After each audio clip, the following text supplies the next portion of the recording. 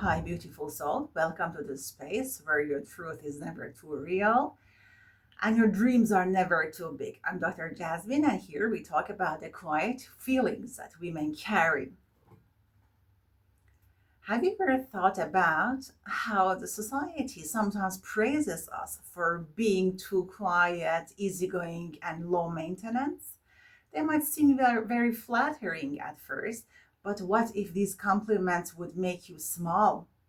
By smallness, I don't mean just physical smallness, I also mean emotional and intellectual smallness, even about our ambitions. By emotional smallness, I mean repressing our anger and sadness. By intellectual smallness, I mean not showing how well informed we are and not talking about our ideas because we wouldn't like to intimidate other people. It's sometimes about our ambitions. We don't say what we really want. We make our goals very little and small because we are afraid that they might seem too unrealistic in the eyes of the society. Today, I would like to talk about a hidden cultural social script that is pre-written, in fact, in many societies, which make women be small. Think about a woman who takes part in a meeting and doesn't give any ideas because she thinks if she talks, she would seem a bit too talkative. She might seem that she's taking up a lot of space, too much space. At the end of the meeting, the others would compliment her and tell her that, wow, you are a good listener, which is true. But she has silenced herself. When the society wants us to be small, it uses sentences that seem very complimentary on the surface. Well, you're a good, quiet girl. You're very easygoing. You're so cool. Nobody has any problems with you.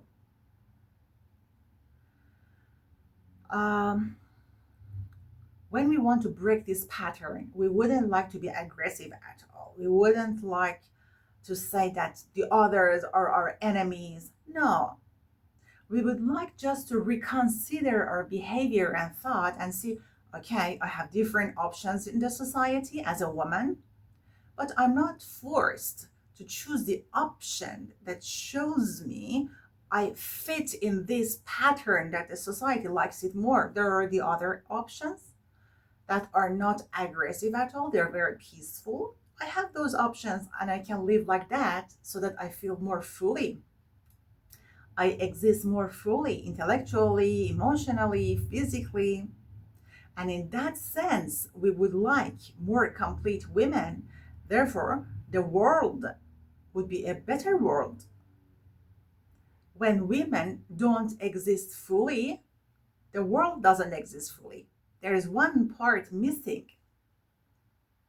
Let me talk about one of my friends, Susie. Susie is really brilliant. She's very knowledgeable. She knows a lot about economy and politics, but she usually keeps quiet in gatherings because she thinks the others would get intimidated. Isn't it smallness? Isn't it making herself small? It is.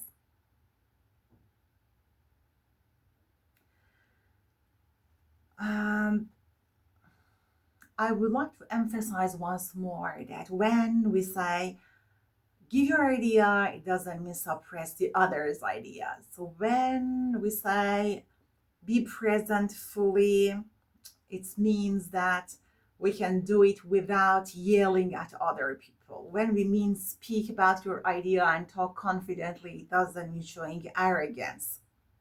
It means existing fully, expressing ourselves without feeling either guilty or angry.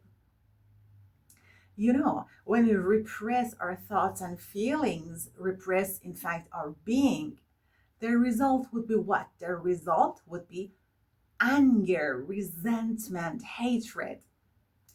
Let me talk about a very real life example I have faced myself. I know a couple who have got married and have children. They got married many years ago. I know about the emotional feelings of the woman because we talk a lot about her feelings. Once I asked her husband, "Why did you get married to her?" And he told me, "The first time I thought about her was when my mother suggested her, and I said, mm, not a bad idea because she is a good shy girl." At that moment, it was very strange for me. It was very odd because she's shy. You see, I know they come from a very close culture, but they exist. And different culture, it exists in different ways. She was still that shy woman, that shy girl, that good girl, but you didn't see any warmth in her eyes when she looked at her husband. As a woman, I didn't feel any passion. I didn't see any zest for life in her. So a woman like that could be a successful wife, could be a successful mother, could be a successful woman in the society. This is what we should be careful about. We should be aware. We should be aware and detect the moments when the society wants us to be small and refuse to be like that, to go to the other options we have. In order to do that, we need to observe our voice, our body, our behavior, our thoughts. And in that way, we can help the world to exist more fully. The world needs women who are women as they are, to live their truth, not to change it because the culture has decided them to be so. I hope that this video will be of use to you. At the end, if you're interested in reading more about the topics we talked about, I would like to recommend and suggest some powerful books. If you're interested in learning how to set boundaries and stop apologizing for existing, read the Assertiveness Guide for Women by Julie de Azevedo Hanks. If you want to understand how culture shapes women's self-perception and how to reclaim your power, try Untamed by Glennon Doyle.